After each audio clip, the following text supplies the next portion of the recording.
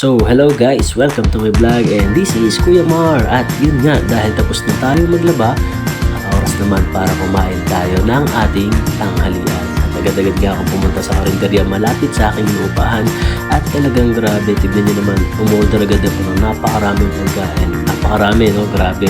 May kasama pa yan, soft drinks, lumpia, pancit canton, at habang hinihintay ko yung napakagandang view dito sa aking lugar na inuupahan, diba? At makikita nyo naman kung gaano kasarap kumain habang nasa ilalim ng puno ng mangga at napakaganda ng view. So, ganito po ang buhay.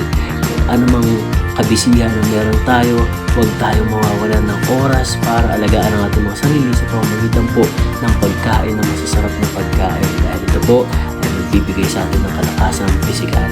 So, i-enjoy natin yung buhay. Alam ko na busy tayong lahat, may kanya-kanya tayong ginagawa sa buhay, pero huwag na huwag yung pababayaan ng sarili sa pamamagitan ng pagkain, ng mga masasarap na pagkain. So, tulad po ng ginagawa ko, I am just enjoying everything that I have. So, yun lamang po. Maraming salamat. Eat well.